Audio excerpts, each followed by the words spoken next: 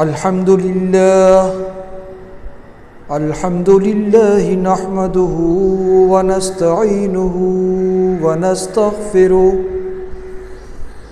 ونؤمن به ونتوكل عليه. أعوذ بالله من الشيطان الرجيم. بسم الله الرحمن الرحيم. إن الله وملائكته يصلون على النبي يا أيها الذين آمنوا صلوا عليه وسلموا تسليما. اللهم صل على محمد وعلى آل محمد.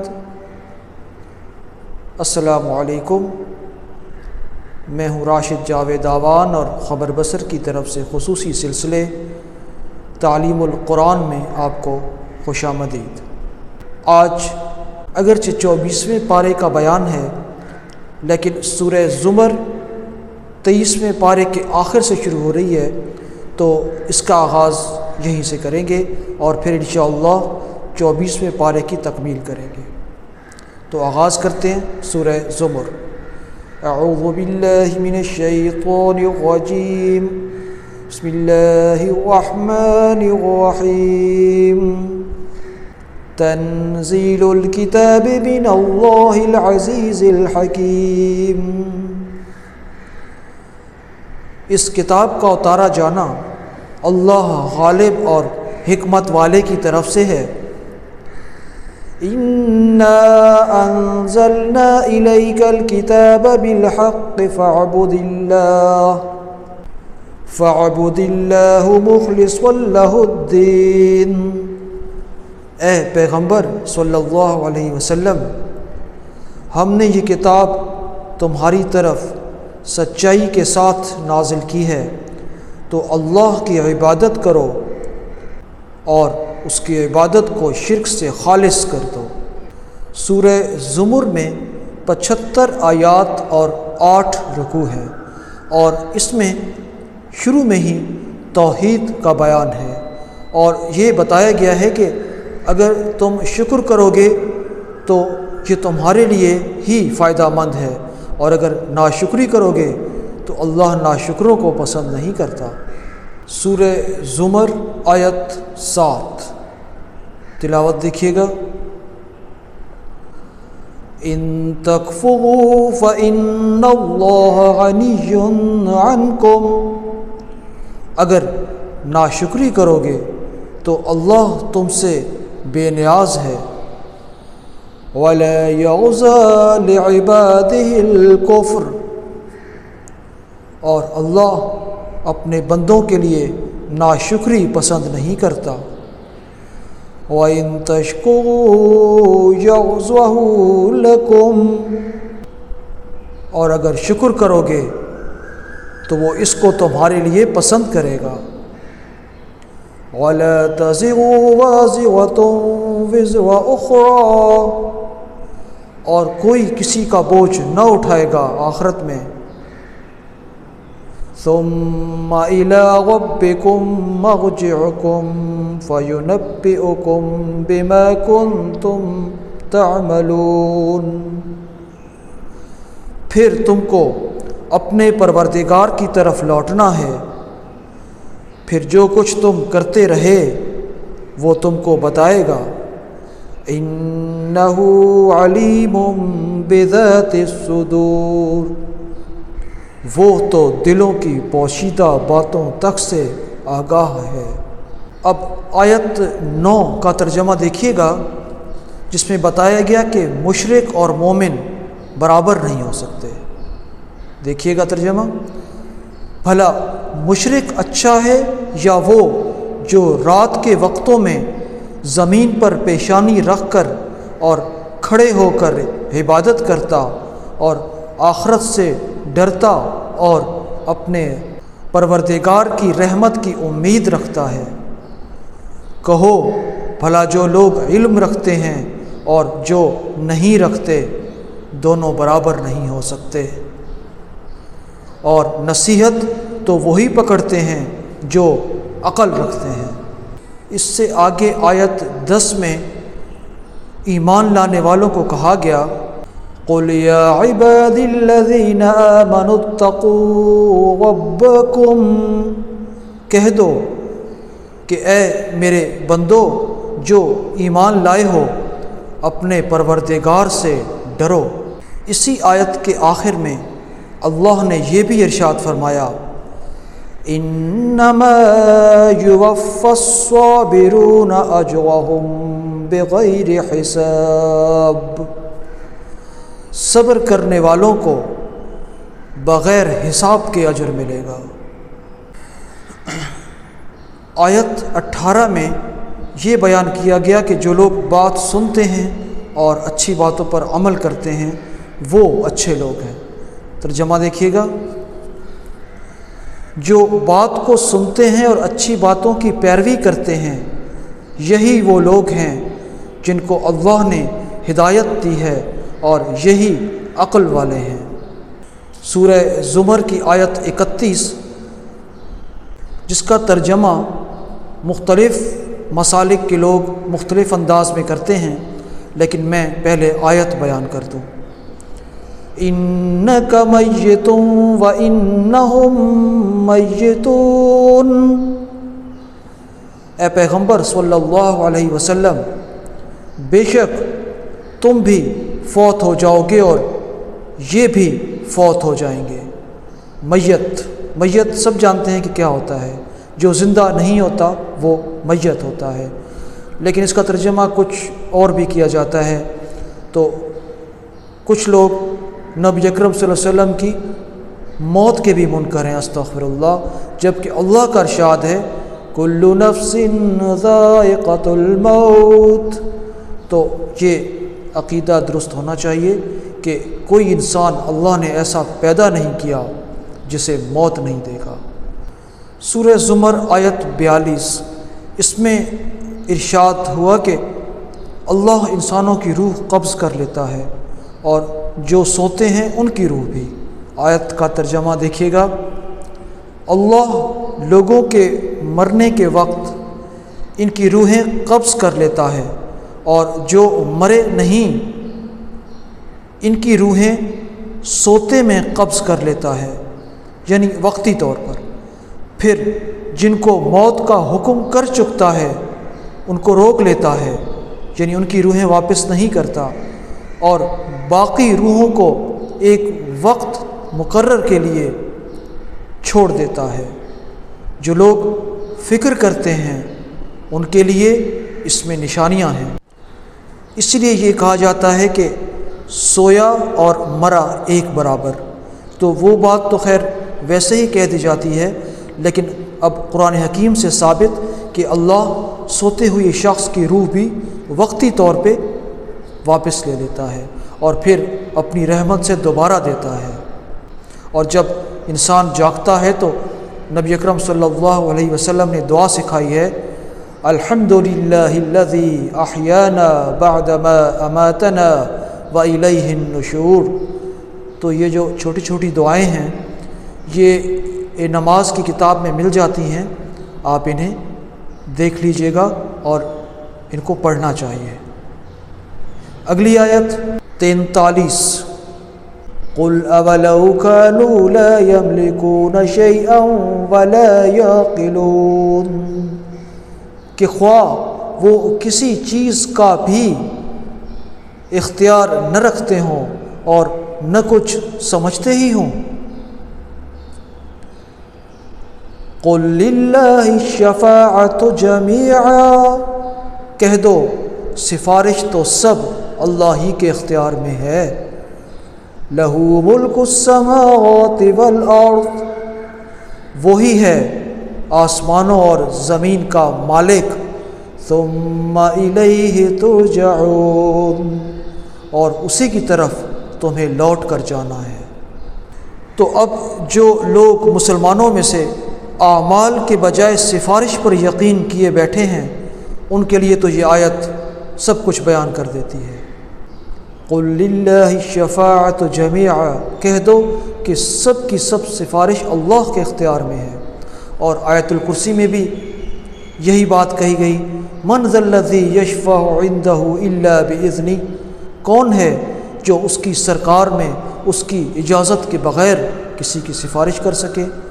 تو بہتر ہے کہ اپنے اعمال درست کیے جائیں اور اللہ سے توبہ کی جائے، اس کے بعد پھر کہیں سفارش کی باری آئے گی۔ آپ نے اکثر کئی لوگوں سے سنا ہوگا جو 2-4 پیسے کما لیتے ہیں کہ ہم تو سیلف میڈ ہیں۔ تو یہ سورہ زمر کی آیت 49 ذرا انہی لوگوں کو مخاطب کرتی ہے۔ ترجمہ دیکھیے گا، جب انسان کو تکلیف پہنچتی ہے تو ہمیں پکارنے لگتا ہے، اور پھر جب ہم اس کو اپنی طرف سے نعمت بخشتے ہیں تو کہتا ہے یہ تو مجھے علم اور دانش کے سبب ملی ہے۔ نہیں، بلکہ وہ آزمائش ہے، مگر ان میں سے اکثر نہیں جانتے۔ وَلَكِنَّ أَكْثَرَهُمْ لَا يَعْلَمُونَ۔ آیت 52 اسی مفہوم کو آگے بڑھاتے ہوئے ترجمہ دیکھیے گا، کیا ان کو معلوم نہیں کہ اللہ ہی جس کے لیے چاہتا ہے رزق کو فراخ کر دیتا ہے اور جس کے لیے چاہتا ہے تنگ کر دیتا ہے۔ جو لوگ ایمان لاتے ہیں ان کے لیے اس میں بہت سی نشانیاں ہیں۔ اب دنیا میں کسی شخص کے رزق کا وسیع ہونا اس بات کی قطعاً دلیل نہیں کہ اللہ اس سے راضی ہے، اور کسی غریب کے بارے میں یہ کہنا کہ اللہ اس سے ناراض ہے، یہ دونوں باتیں عقل سے بعید ہیں۔ آیت 61 اللہ سے ڈرنے والوں کے لیے خوشخبری اور آیتوں کو جھٹلانے والوں کے لیے وعید۔ ترجمہ دیکھیے گا، اور جن لوگوں نے اللہ پر جھوٹ بولا تو قیامت کے دن دیکھو گے کہ ان کے منہ کالے ہو رہے ہوں گے۔ کیا غرور کرنے والوں کا ٹھکانہ دوزخ نہیں ہے؟ اور جو پرہیزگار ہیں ان کی کامیابی اور سعادت کے سبب اللہ ان کو نجات دے گا، تو ان کو کوئی سختی نہ پہنچے گی اور نہ وہ غمناک ہوں گے۔ سورہ زمر آیت 65، اس میں شرک کے بارے میں بالکل 2 ٹوک بات کی گئی ہے۔ ترجمہ ملاحظہ فرمائیے گا، اے محمد صلی اللہ علیہ وسلم، تمہاری طرف اور ان پیغمبروں کی طرف جو تم سے پہلے ہو چکے یہی وحی بھیجی گئی کہ اگر تم نے شرک کیا تو تمہارے عمل برباد ہو جائیں گے اور تم زیانکاروں میں ہو جاؤ گے۔ ابھی پچھلے کسی بیان میں سورہ لقمان کی یہ آیت اللہ نے اس طرح بیان کی کہ وہ اپنے بیٹے کو نصیحت کر رہے ہیں، یا بنی لا تشرک باللہ ان الشرک لظلم عظیم، اے بیٹے اللہ کے ساتھ کسی کو شریک نہ کرنا، بے شک شرک ظلم عظیم ہے۔ اب سورہ زمر یہاں پر مکمل ہو رہی ہے، اور اس میں آپ نے ملاحظہ کیا ہوگا کہ جنتیوں اور جہنمیوں کا ذکر بالکل سائیڈ بائی سائیڈ چل رہا تھا۔ اب اگلی سورہ مومن، قرآن مجید کی 40ویں سورہ، اس میں 85 آیات اور 9 رکوع ہے۔ اور سورہ مومن کی وجہ تسمیہ یہ کہ فرعون کے دربار میں ایک شخص تھا جسے اللہ نے مومن کہا ہے، اور اس نے فرعون کے دربار میں جب موسیٰ علیہ السلام کو قتل کرنے کی باتیں ہو رہی تھیں تو اس شخص نے جسے اللہ نے مومن کہا یہ کہا کہ کیا تم ایسے شخص کو قتل کرنا چاہتے ہو جو کہتا ہے کہ اللہ ربی، اللہ میرا رب ہے؟ تو اللہ کو اس کی بات اتنی اچھی لگی کہ اب اس سورہ میں اس شخص کے نام، اس کے ذکر پر سورہ مومن رکھ دیا۔ ہم چلتے ہیں، اس کا آغاز کرتے ہیں۔ اعوذ باللہ من الشیطان الرجیم، بسم اللہ الرحمن الرحیم، حامیم، تنزیل الکتاب من اللہ العزیز العلیم۔ شروع اللہ کے نام سے جو بڑا مہربان اور نہایت رحم والا ہے۔ حمیم، اس کتاب کا اتارا جانا اللہ غالب و دانا کی طرف سے ہے، جو گناہ بخشنے والا اور توبہ قبول کرنے والا اور سخت عذاب دینے والا اور صاحب کرم ہے۔ لا الہ الا ہو، اس کے سوا کوئی معبود نہیں۔ الیہ المصیر، اس ہی کی طرف لوٹ کر جانا ہے۔ سورہ مومن آیت 17 اور 18، اس میں قیامت کے دن کا ذکر۔ آیت دیکھیے گا، الیوم تجزی کل نفس بما کسبت، آج کے دن ہر شخص کو اس کے اعمال کا بدلہ دیا جائے گا۔ لا ظلم اليوم، آج کے دن کوئی ظلم نہ ہوگا۔ ان اللہ سریع الحساب، اللہ بہت جلد حساب لینے والا ہے۔ اور اس سے اگلی آیت کا ترجمہ کہ اور ان کو قریب آنے والے دن سے ڈراؤ جب کہ دل غم سے بھر کر گلوں تک آ رہے ہوں گے، اور ظالموں کا کوئی دوست نہیں ہوگا اور نہ کوئی سفارشی جس کی بات قبول کی جائے۔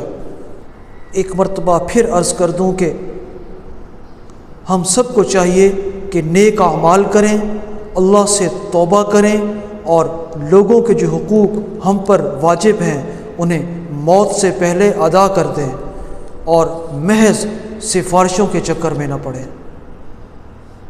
آگے چلتے ہیں، سورہ مومن آیت 28، اور جیسا میں نے ابتدا میں بتایا تھا کہ یہ سورہ ایک مومن شخص کے نام پر رکھی گئی ہے، تو اب قرآن مجید اس کا ذکر کچھ اس طرح شروع کرتا ہے۔ وَقَالَ رَجُلٌ مُؤْمِنٌ، ترجمہ دیکھیے گا، اور فرعون کے لوگوں میں سے ایک مومن شخص جو اپنے ایمان کو پوشیدہ رکھتا تھا کہنے لگا کہ تم ایسے شخص کو قتل کرنا چاہتے ہو جو کہتا ہے کہ میرا پروردگار اللہ ہے، اور تمہارے پاس تمہارے پروردگار کی طرف سے نشانیاں بھی لے کر آیا ہے، اور اگر وہ جھوٹا ہوگا تو اس کے جھوٹ کا ضرر اسی کو ہوگا، اور اگر سچا ہوگا تو کوئی سا عذاب جس کا وہ تم سے وعدہ کرتا ہے تم پر واقع ہو کر رہے گا۔ بے شک اللہ اس شخص کو ہدایت نہیں دیتا جو بے لحاظ جھوٹا ہے۔ تو وہ شخص ایمان اس لیے چھپا کے رکھتا تھا کہ ورنہ فرعون اس کو اب تک قتل کر چکا ہوتا۔ تو یہ مصلحت ہے کہ اگر کہیں پر بہت زیادہ خطرہ ہو تو آپ خاموش رہیں مصلحتاً، اور جب ضرورت پڑے تو پھر بالکل بھی خاموش نہ رہیں، جیسے اس مومن نے فرعون کے دربار میں کلمہ حق کہا۔ پھر وہ مومن شخص کہنے لگا کہ اے قوم، آج تمہاری ہی بادشاہت ہے اور تم ہی ملک میں غالب ہو، لیکن اگر ہم پر اللہ کا عذاب آ گیا تو اس کو دور کرنے کے لیے ہماری مدد کون کرے گا؟ فرعون نے کہا کہ میں تمہیں وہی بات سمجھاتا ہوں جو مجھے سوچی ہے، اور وہی راہ دکھاتا ہوں جس میں بھلائی ہے۔ تو جو مومن تھا کہنے لگا کہ اے قوم، مجھے تمہاری نسبت خوف ہے کہ کہیں تم پر اور امتوں کی طرح عذاب نہ آ جائے۔ اب یہاں پر وہ قوم عاد، قوم سمود اور قوم نوح کی بات کر رہا تھا۔ آیت 28 میں وہ مومن شخص دوبارہ تبلیغ کرتا ہے، دوبارہ اللہ کی طرف بلاتا ہے، اور دیکھیے گا ترجمہ، اور وہ شخص جو مومن تھا اس نے کہا کہ بھائیو میرے پیچھے چلو، میں تمہیں بھلائی کا راستہ دکھاتا ہوں۔ اور اگلی آیت کے الفاظ کے یا قوم انما هذا الحیات الدنیا متاع، بھائیو یہ دنیا کی زندگی چند روز کا فائدہ اٹھانے کی چیز ہے۔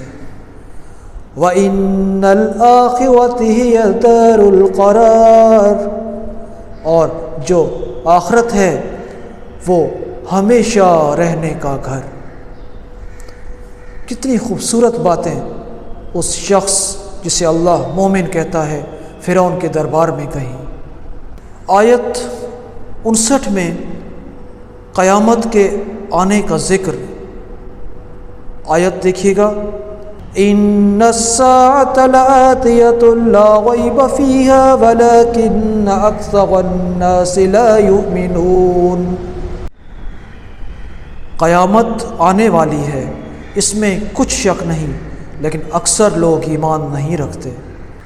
آیت 60، اس میں اللہ دعا مانگنے کا حکم دے رہا ہے۔ آیت دیکھیے گا، وَقَالَ رَبُّكُمُ ادْعُونِي أَسْتَجِبْ لَكُمْ، اور تمہارے پروردگار نے کہا ہے کہ مجھ سے دعا کرو، میں تمہاری دعا قبول کروں گا۔ ان الذين يستكبرون عن عبادتي سيدخلون جہنم داخرین، جو لوگ عبادت میں از راہ تکبر کتراتے ہیں ان قریب جہنم میں داخل کیے جائیں گے۔ اب بظاہر تو وہ عبادت کر رہے ہیں اور ہم انہیں بہت نیک سمجھیں گے، لیکن اللہ کچھ اور کہہ رہا ہے، تو دعا اللہ سے کیا کریں۔ اللہ چاہتا ہے کہ بندہ اس سے مانگے، تو پھر بندہ کیوں نہیں مانگ رہا؟ اگلی آیت میں ترجمہ دیکھیے گا، اللہ ہی تو ہے جس نے تمہارے لیے رات بنائی تاکہ اس میں آرام کرو، اور دن کو روشن بنایا کہ اس میں کام کرو۔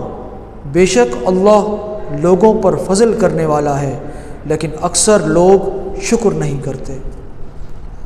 اب اس میں رات کو آرام کرنے اور دن کو کام کرنے کا کہا گیا۔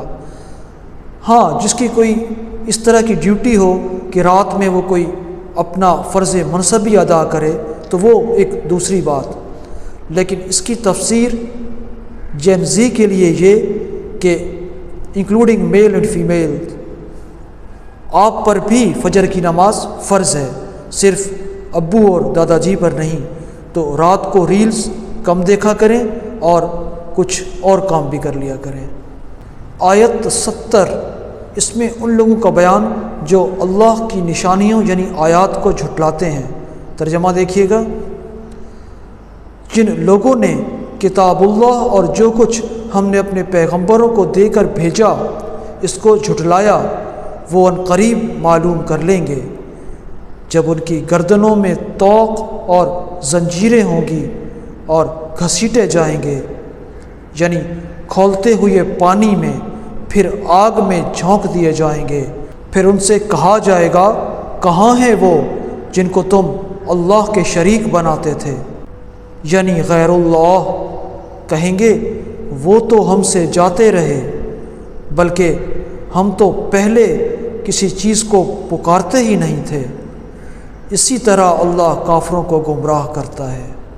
اب سورہ مومن کی 2 آخری آیات کا میں ترجمہ پڑھ دیتا ہوں، آیت 84 اور 85۔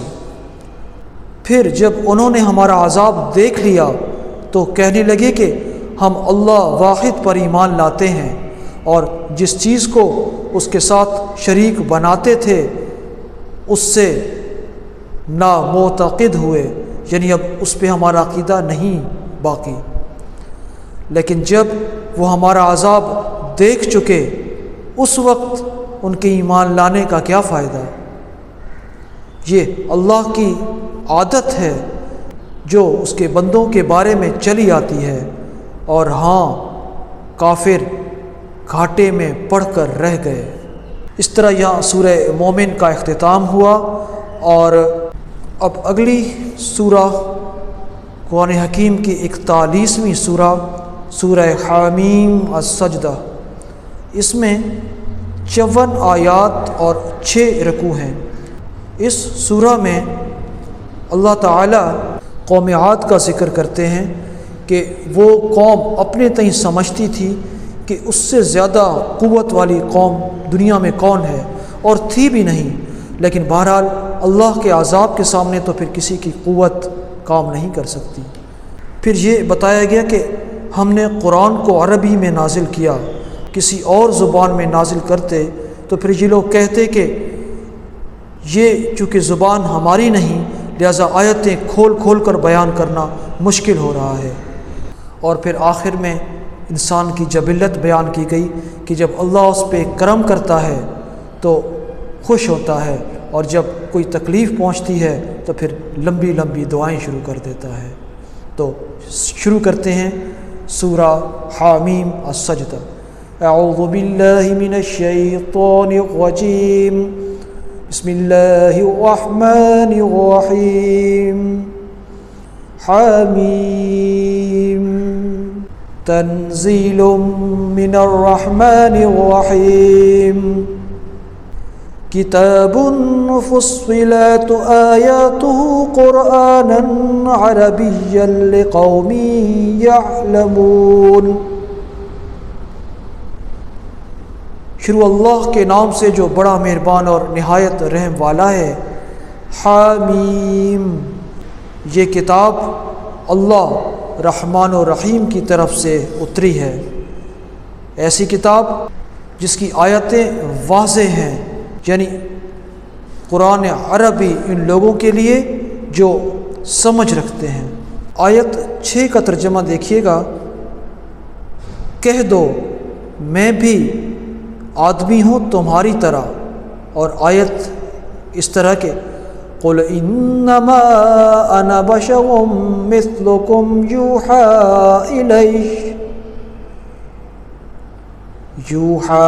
الی انما الہکم الہ واحد فاستقیموا الیہ واستغفروہ۔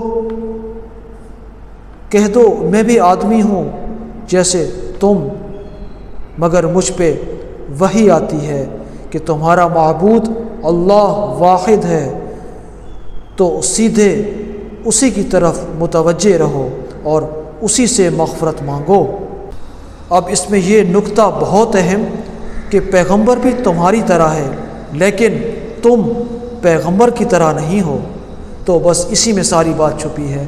باقی پیغمبر انسان ہے، کھاتا ہے، پیتا ہے، جاگتا ہے، سوتا ہے، بھولتا ہے۔ جب وہ نبی اکرم صلی اللہ علیہ وسلم نے ظہر یا عصر میں 4 کی جگہ 3 رکعتیں پڑھا دی، تو جب وہ نبی اکرم صلی اللہ علیہ وسلم نے ظہر یا عصر میں 4 کی جگہ 3 رکعتیں پڑھا دی تو پیغمبر بھولتا ہے۔ اسی لیے کہا گیا کہ قل انما انا بشر مثلکم، کہہ دیجئے کہ میں بھی تمہاری طرح بشر ہوں، لیکن اگلی بات یوحى الی، میری طرف وحی آتی ہے۔ تو اس کی تفسیر آپ پڑھ لیجئے گا، بہت سارے علماء نے بہت ساری باتیں لکھی ہیں۔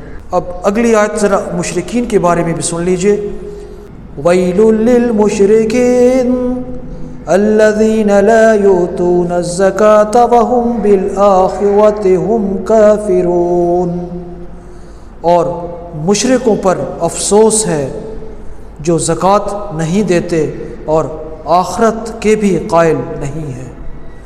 تو اگر آپ میں سے کوئی زکوٰۃ ادا کرنے میں سستی برتتا ہے تو خدا را اس سے چھٹکارا پائیے، اور جو بھی جتنا بھی مال اللہ نے آپ کو دیا ہے، یعنی 2.5% مال اللہ کے راستے میں ادا کیجیے، ورنہ اللہ کے کھاتے میں پھر فاسق لکھے جائیں گے اگر اس پر عمل نہیں کریں گے، کیونکہ اس آیت میں اللہ نے زکوٰۃ ادا نہ کرنے والے کو اور آخرت پہ یقین نہ رکھنے والے کو مشرک کہا ہے۔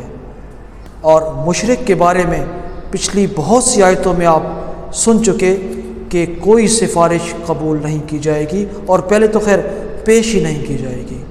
ابھی 4 یا 5 رمضان باقی ہیں، تو وہ کہا جاتا ہے کہ رسم دنیا بھی ہے، موقع بھی ہے، دستور بھی ہے، تو اگر زکوٰۃ باقی ہے تو ادا کیجیے، اور ہاں فطرانہ بھی، جتنے گھر کے فرد ہیں عمر کی کوئی قید نہیں، ان کا فطرانہ بھی ادا کیجیے، اور زکوٰۃ تو ظاہر ہے کہ ادا کرنی ہے۔